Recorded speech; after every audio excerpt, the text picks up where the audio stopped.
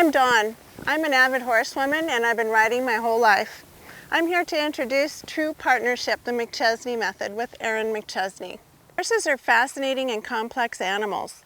So whether at home or away with your horses, it's important to know certain procedures for their care and the correct way in dealing with them.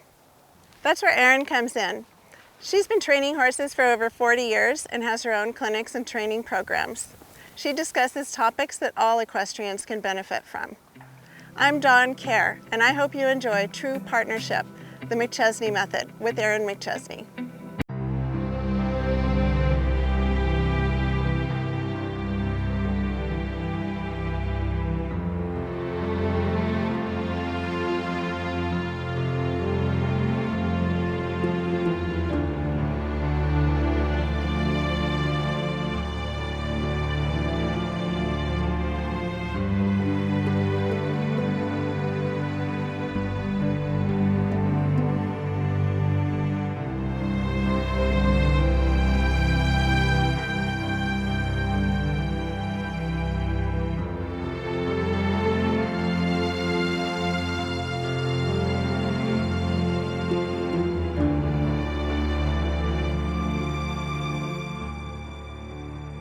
Today we're going to learn about our home health check.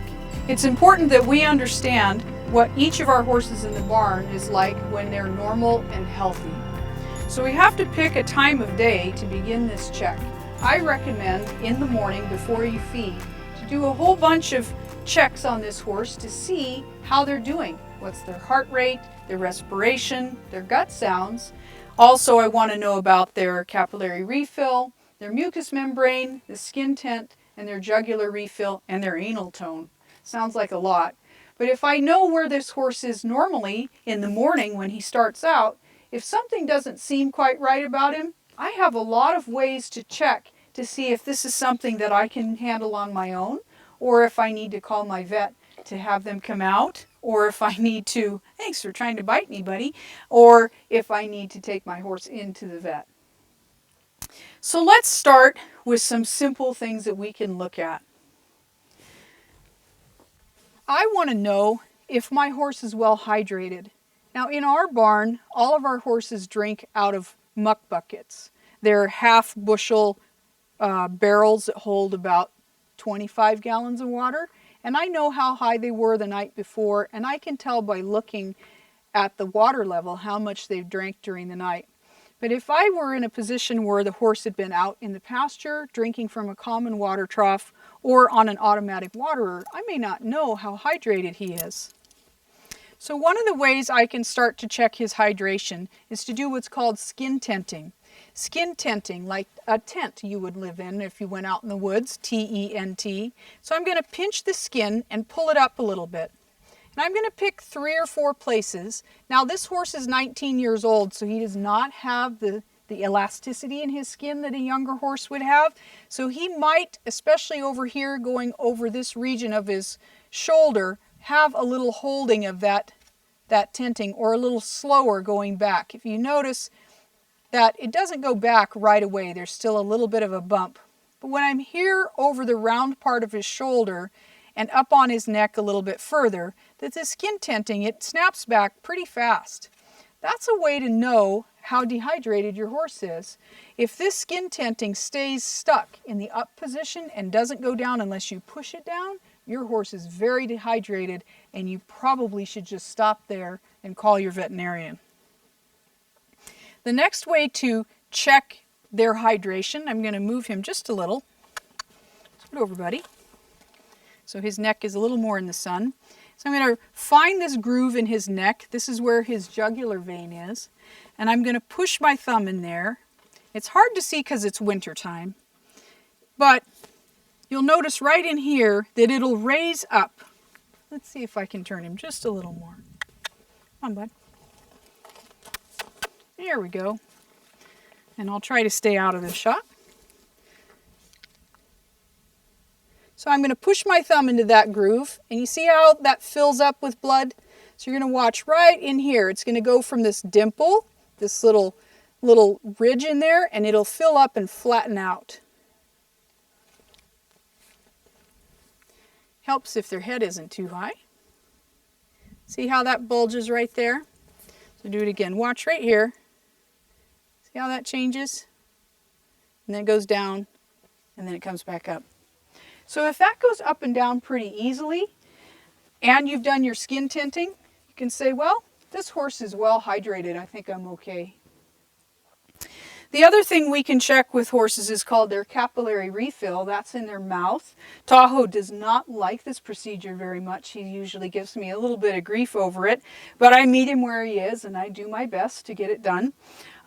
When we do endurance rides with him, I have the veterinarians check this on him last, because then he's less annoyed by the vet check. Okay, so we're going to talk about capillary refill. Capillary refill means that we're going to look in the horse's mouth and we can see how pink they are. And we're going to push with our thumb right above the tooth, hold 1, 2, let go, and see how fast that pink color comes back. Because once we press on those gums, we actually stop the blood flow for a moment. And we're looking to see how healthy this horse's circulation is and how hydrated he is. That kind of tells us if he's well hydrated too.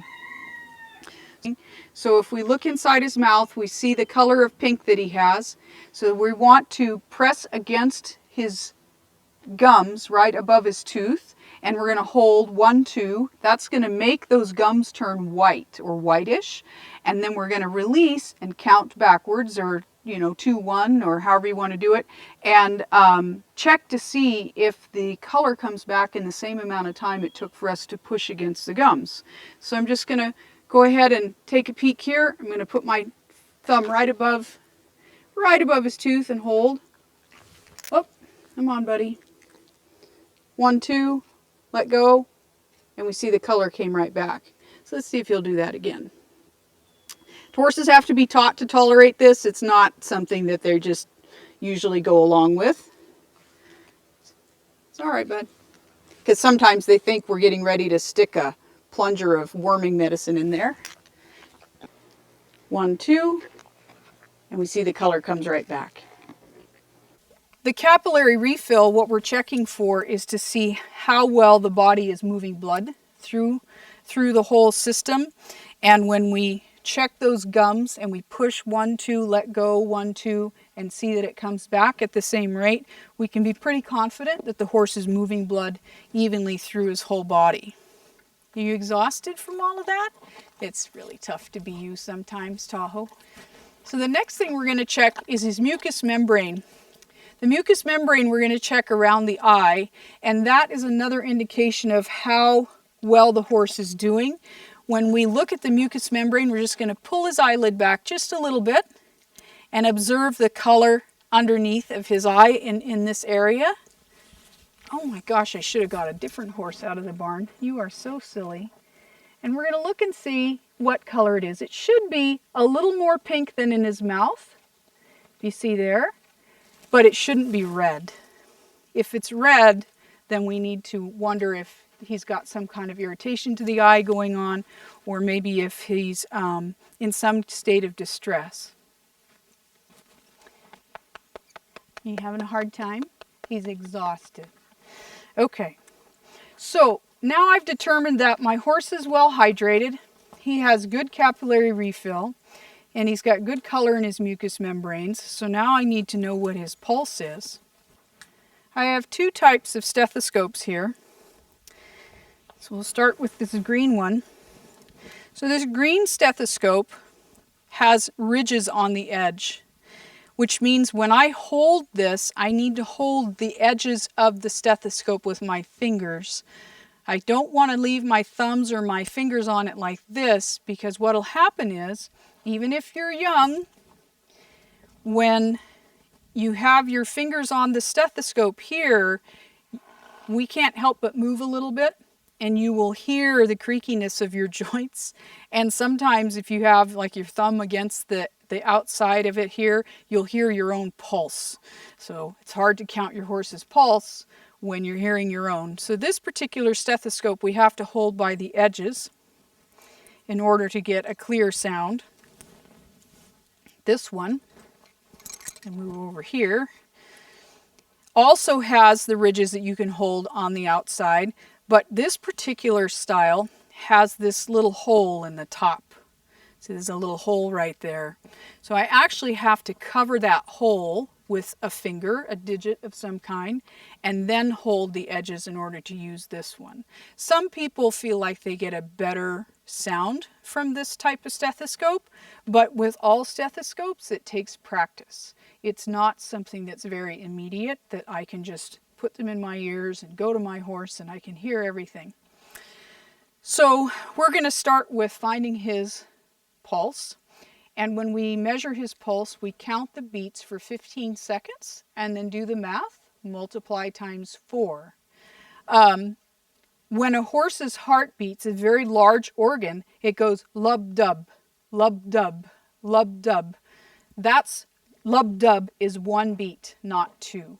So that's important to remember too, that when you hear that lub-dub, you're hearing the 2 big chambers of the heart beating, and that counts as 1 beat. You won't just hear bump, bump, bump, bump type of thing with a small, like you would with a smaller animal. Okay, kiddo, let's see if we can come around this way where everybody can see you. Scoot, scoot. There you go. A little more, a little more. Whoa. Okay, so we're going to listen for his heart behind his left elbow. And if I get up here, I'm not going to hear it. I'm going to hear his lungs, though. If I get too far down here, I'm not going to hear it because the sternum of the horse is very thick and it's going to get in the way. I need to find this kind of pocket right here where the girth goes. I know, I see you. And that's where I'm going to listen for his heartbeat. Oh, bud. And I always slide this down first before I place it, just so the horse knows that I'm going to come in and be listening to their heart. Okay, so we got 10 beats in 15 seconds. Times 4 means his heart rate is 40. So that's a good resting heart rate for a horse to have. In the morning, though, with this horse, his heart rate is a little bit lower, actually, than he is right now because he's been very relaxed in his stall and he's really nice and quiet. Another place I can check for the pulse is under the jaw. If I feel under the jaw and the back side of this bone here, the jawbone, there is a big vein. And I'm going to put that vein between my fingers. Let me set these aside so they don't hit my mic. So I'm going to feel for that big vein, and then I'm going to lightly press my fingers on either side until I begin to detect the pulse. So now I found his pulse.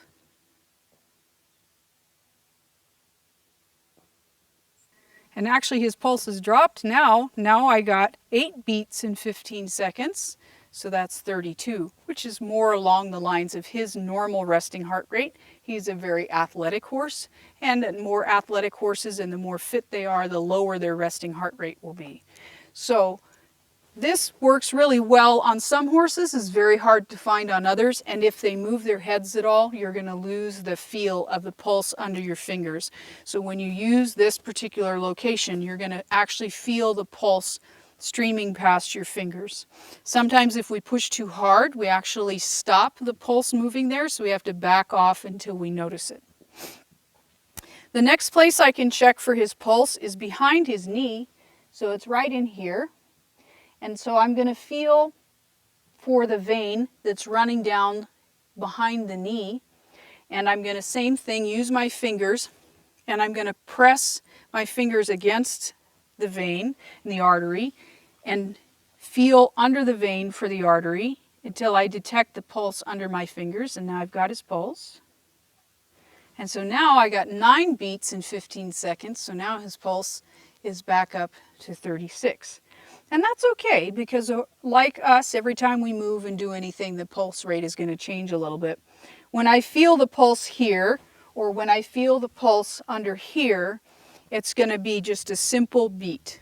You're going to feel a simple stroke of the blood going through the artery. You're not going to feel a lub-dub like you would do when you're listening to the heart. So in the morning, I find out what his resting pulse rate is. I notice how he is on his skin tent. In endurance rides, NATRC rides, and eventing, they use A, B, C, and D.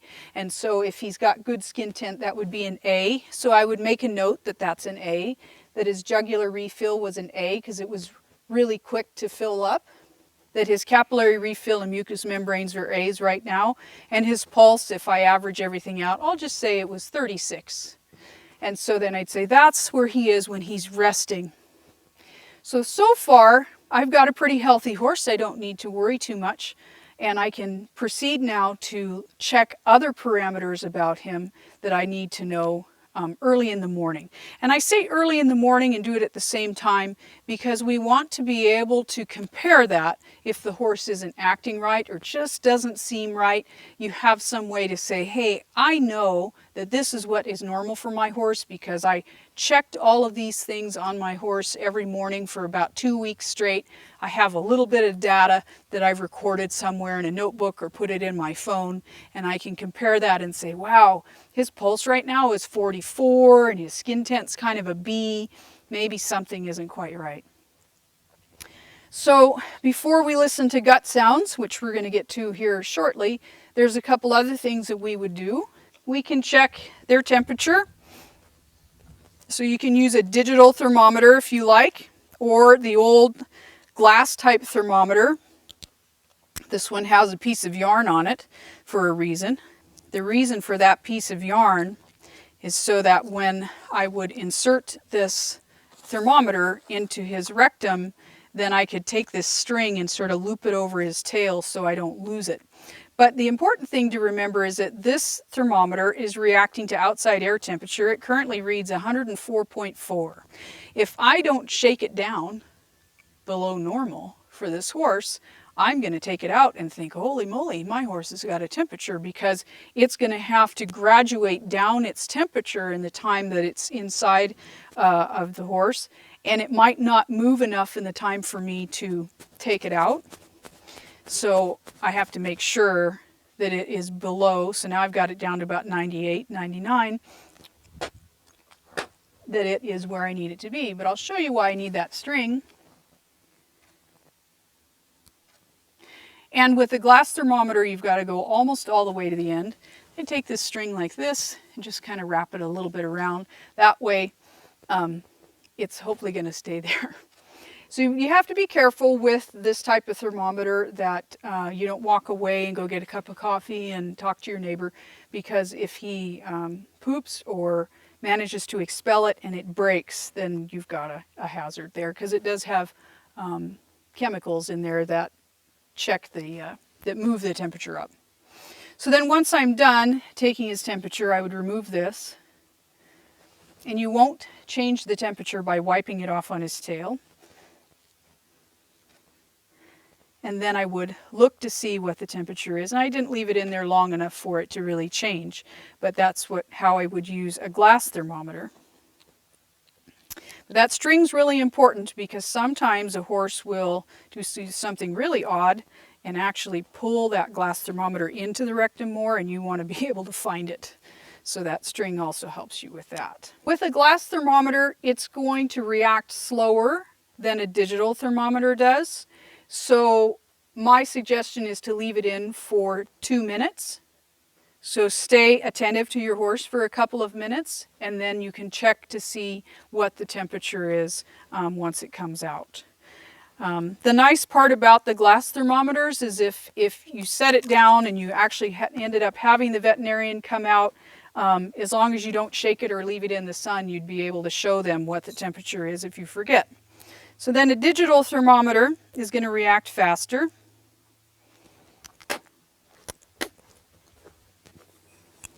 And a digital thermometer, though, you have to stay here. You can't walk away, because it's going to fall out on its own. The glass thermometer is further up inside the horse's body. If you walk up to the front to feed him cookies to say, I'm really sorry that I violated you, then you could walk away. But this one, you have to actually stay here. And you see this one's very fast in determining the horse's temperature. Okay, then as long as we're back here and we've already got our hands dirty, we're going to check this horse's anal tone. So anal tone means that I'm going to check and see how much he springs back against my fingers. So if I put some pressure here along the top of the anus, he's going to push back with that. And a horse that's healthy and in good shape is going to have a good reaction. If the horse is not feeling well for some reason, they have a temperature, they're colicking, or some other ailment that's bothering them, this will be a little more slack and it won't have that good response. And that's another way of saying, wow, you know, my horse may not be feeling so spiffy because their anal tone is not very good. So now we want to listen to gut sounds. Gut sounds for horses kind of are everything. That's where the buck stops, okay, at gut sounds. If a horse, if they're colicking, if they're running a fever, if they've traveled too long, they've been in the trailer for too many hours and it's been too hot or too cold, or they've had a radical change in the feed that they've been given, or some other kind of stressor that has set them off, your gut sounds in your horses are going to go sideways. And that's a problem because that's kind of their weakest link, if you will, their Achilles heel. We don't want to miss how this horse is doing on the inside and get them in trouble. And colic, from my own personal experience with over 40 years of horses, colic is very, very subtle. It's not something that you're just going to go out there and the horse will have your traditional symptoms. I'm laying down, I'm pawing, they're biting at their sides, I'm kicking at my sides, I'm looking really distressed, I'm stretching out, you know, camping out like a picnic table. All of those things are not necessarily going to manifest in the beginning of a colic. Most colic episodes can be picked up simply by noticing some subtle things, like in our case with us, we had a horse who got a little bit of touch of colic recently, and our first thing that we noticed is she'd been in the barn all day and didn't drink any water. And when I checked her pulse was 40 and her normal resting pulse is 36. So immediately I was like, okay, something's not right. So we started listening and discovered that she was very gassy in this upper quadrant here that's called the cecum, which we're going to talk about more in a minute. And I had to treat her with some Banamine, and after a couple of hours, she was fine. But that was a very mild colic episode that could have turned into a very large and critical thing where we'd be making a very difficult decision about whether or not to do surgery had we not noticed and just fed her and moved on, because she was not pawing or kicking or laying down or rolling or thrashing, which by the time the horse reaches that point, they're in a time for you to just call the vet. At that point, you can do your own evaluation just so you know more when your vet gets there, but if your horse is at that stage, you need to call the vet. So just to clarify, when we took Tahoe's pulse, we got a pulse rate of 40, then 32, and then 36, and we said, well, we'll just call his normal resting heart rate 36. When I was mentioning our other horse who had this mild colic episode recently, and when I took her pulse was 40, that was elevated for that other horse. Her normal resting heart rate is around 32 to 36. So for it to be slightly elevated was enough for me to say, well, I need to look a little further.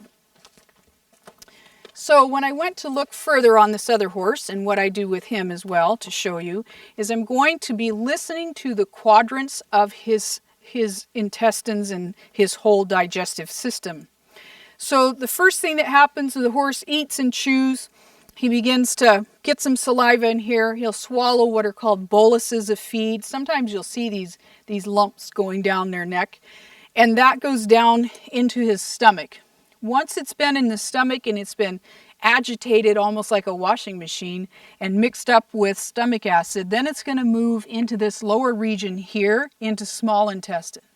And once it's spent time in the small intestine, it's going to move up into here into more small intestine. And then it loops downhill and ends up on the lower part of his right side. Scoot over, bud. So once it leaves the top of his left side, it comes down to the lower of his right side, hits the large intestine, then moves up into what's called the cecum. And then the colon is back in here, and this is where the horse starts to put things together and extract water from their feed and to create fecal balls. A lot of horses have colics that are associated with the cecum getting really gassy and distended. And just like people, when we have some kind of digestive upset and have a lot of gas and things, it's very painful. And horses don't know how to tell you that they need something for that other than the pawing and the rolling and so forth. So when I first start to listen to his gut sounds, I always start on the left side. Tahoe probably thinks I've lost my mind right now because I keep asking him to stand this way and then that way. Come here, buddy boy. You're doing great. Scoot around. Scoot around. Oh, right there. That'll work. Okay. So I'm going to listen to his guts lower left and then upper left. And they should sound like a lot of gurgling and a lot of gurgle glub.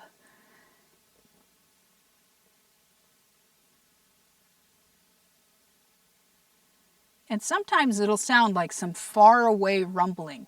You'll hear this weird kind of almost sounds like something straining or being squeezed through small spaces, and that's totally normal. And then I listen up here.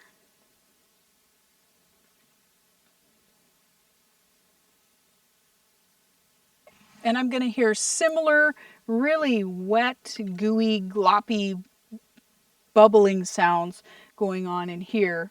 And that's normal. And it'll change depending on how long the horse has been from his last meal.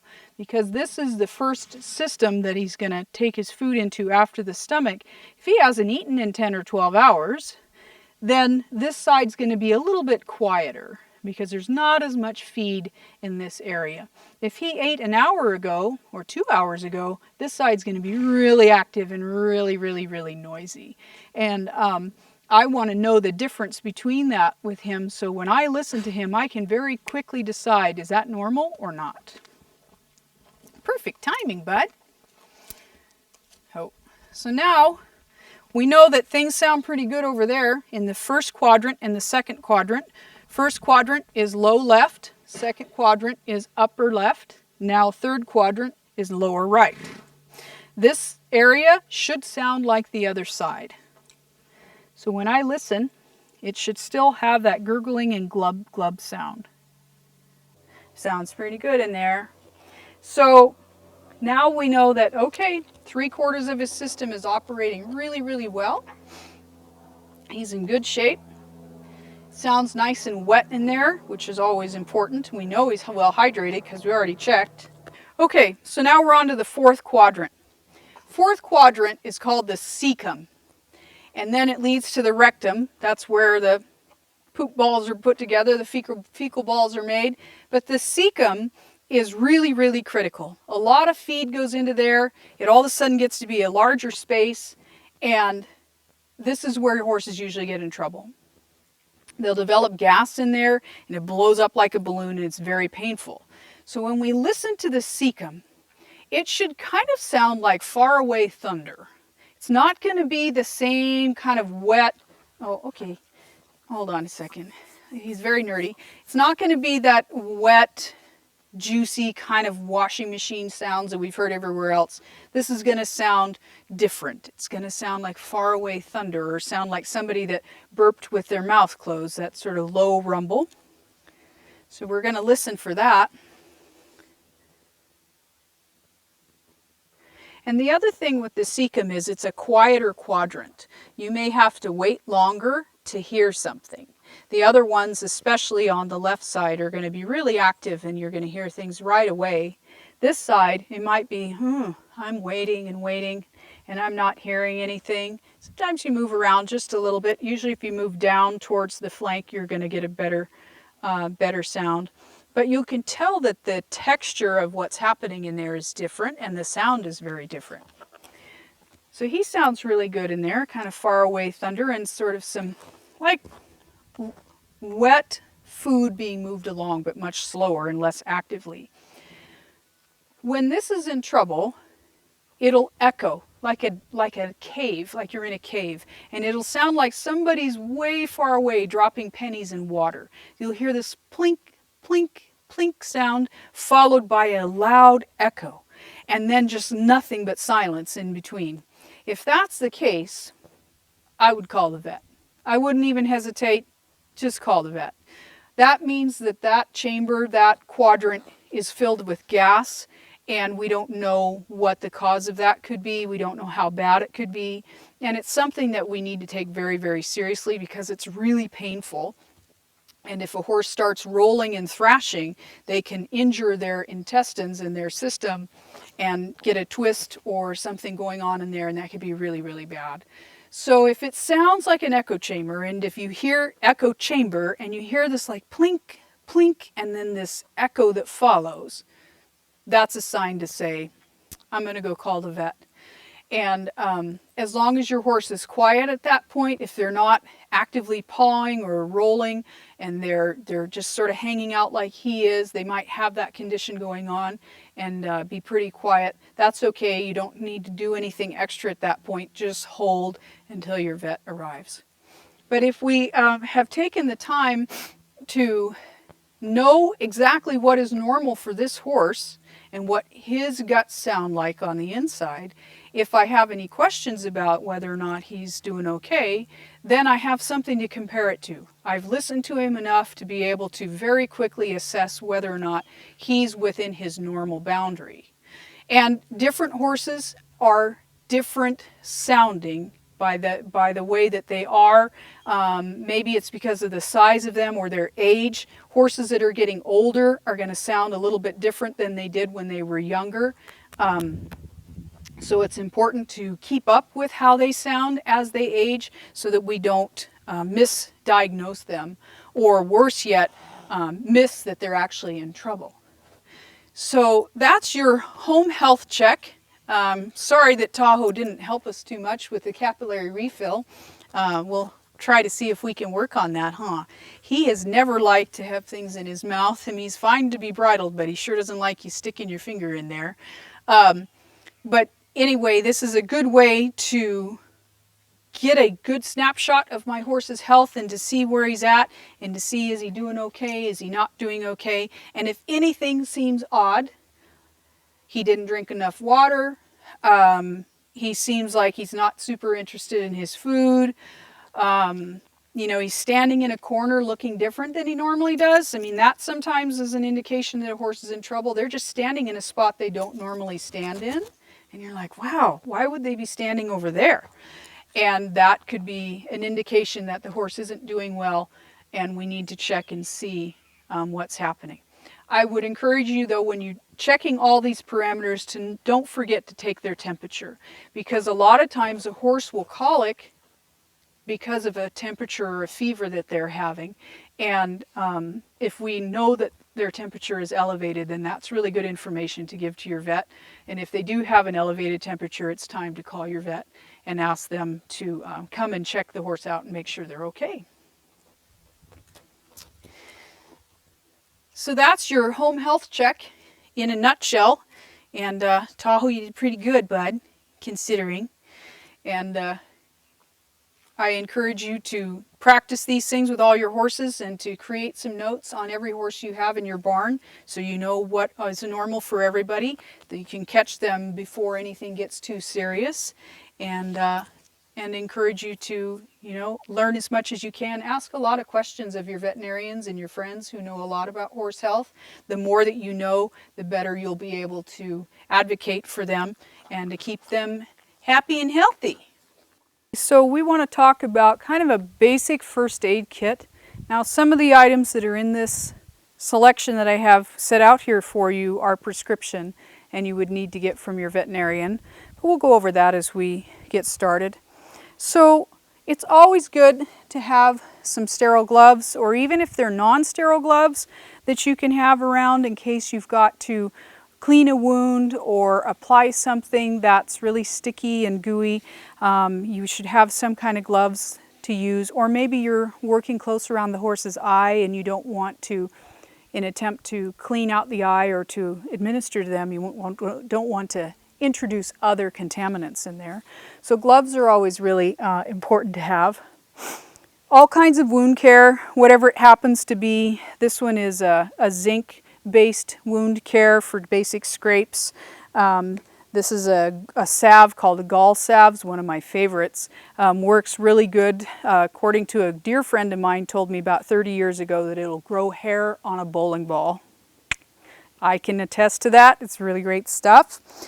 This is actually a prescription salve that I got from the veterinarian. Very expensive, but used for specific purposes, and when you have it left over, you watch it like gold. We talked a little bit earlier in the episode about different types of thermometers. You can have your digital thermometer, you can have a glass thermometer, whichever one that you would like to use. Remember, with the glass thermometer that you want to tie some kind of a string in the end. It has a little loop there for you to do that, and to be very careful with this item so that it doesn't get broken, and then remember to shake it down to get the temperature down before you use it. So some way to measure the horse's temperature.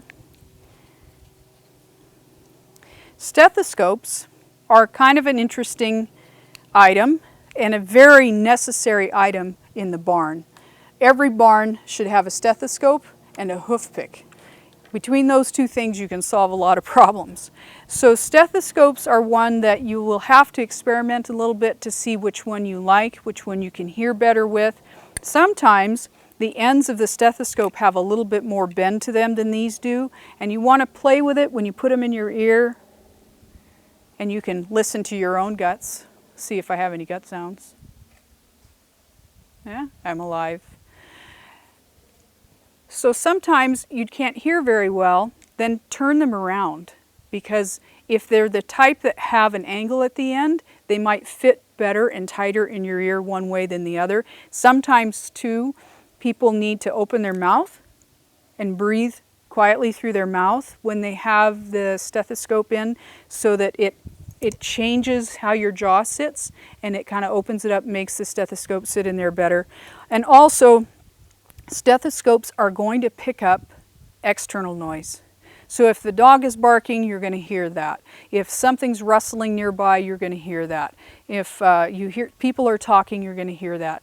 Get used to being able to listen for what you're listening for, whether it's the heartbeat or the gut sound, even though you're going to get that extra noise. And remember to hold the stethoscope properly around the edges so that you don't contaminate the noise. And the best way to learn where to hold it is to put your fingers in the wrong place, so that then you can see what I'm talking about. And then if it's the type that has the hole in the end, remember you've got to put your finger in there and hold the edges to make that one work. So the stethoscope is really important to have as well. Wound care, besides the different salves and things, sometimes we have to clean them out with hydrogen peroxide. If it's something that you think is kind of a dirty, raggedy looking wound, you can use some peroxide to hopefully kind of boil out some of the contaminants that are in there. Alcohol, I would not put alcohol on a wound on a horse. It stings really badly. It's definitely going to light them up. But if you are trying to ice a wound down, or if maybe a horse has a swelling in their leg and you want to put ice water on it to try to quickly reduce the swelling, if you add a little bit of alcohol to a bucket of ice water, it makes it colder. And so it can be more effective if you're trying to get really cold. But also it's good to have this around because you might need to clean and sterilize some of your equipment, whether it's the thermometer or maybe a syringe that you're using. If you're dosing syringe, you want to sterilize it. You'll have some alcohol available. So this is a dosing syringe. When we give the horses something like bute, this is bute in a powder form. Bute also comes in a tablet form. It will dissolve easily in water either way. I've found that the best way to give my horses bute, if I'm going to use a syringe, is applesauce. So to mix a little bit of applesauce, I'd put about this much applesauce in there. This is a 60 cc syringe, so I'd put about 25 cc's of applesauce and about 15 cc's of water that has the bute dissolved in it, and then stir that together, and then go ahead and stick that in their mouth and then plunge that at the end. And if your horse is really uncomfortable with that and doesn't like it, then add a little bit more applesauce until you fill it up. It doesn't matter if you have to fill this up 2 or 3 times to give them the amount of bute your vet has recommended. The more applesauce, the more appealing it is, and the less the horse will complain about it. Sometimes these syringes get really hard to push, and so I'll use a little bit of cooking oil and just put a little cooking oil around the outside right there on that rubber cap, and then do this with it a few times to kind of coat the inside of the tube, and then it's easier to plunge. Q-tips. You never know when you're going to need a Q-tip to clean out a wound, especially if horses, sometimes in the summertime with the dust, their eyes will get really gloppy and big gooey stuff in there. And if you're very careful with a Q-tip, you can get right on the corner and kind of help to remove things. That's really handy to have. Some type of cotton or gauze swabs. These are the small ones. So sometimes we need to clean a wound. So these little cotton rounds like this are really handy. You can get them wet and then use them to clean the horse's wounds. And an iodine solution, this is actually an iodine soap, is really helpful for cleaning out and having an antiseptic cleaning of the wound if the horse needs that.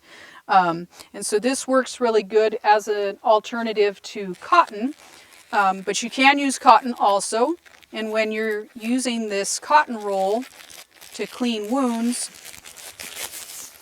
you're going to go into here, roll this paper back a little bit. If I can get to where the end was. Goodness sakes. So I haven't had this used more than I thought. And you'll be tearing off clumps like this to use to wash a wound. So you can tear off clumps of a cotton roll to wash a wound, or you can use several of these. Either way works really well, but it's when we're washing a wound, because horse wounds are dirty. They're out in they're dirt, and there's manure, and there's all kinds of contaminants. We're going to wash that wound, have a big bucket of antiseptic water that's got some solution in here like this, and we're going to be using this, clean the wound a little bit, throw it away, grab a new one. Clean a little bit, throw it away, grab a new one. So that this, we're not recontaminating the situation by using the same thing over and over again. Sometimes we have medicated shampoos. That's another way. This is actually if your horse is having a skin condition like skin rot or rain rot or something like that, and you want to do some kind of medicated shampooing, this is a good option also. This one's called Fung Away. We live here in Northern California with a lot of oak trees, and our horses a lot of times get what's called oak fungus. And oak fungus affects the skin on their face, where they'll kind of get these little blotchy patches where the hair will fall out.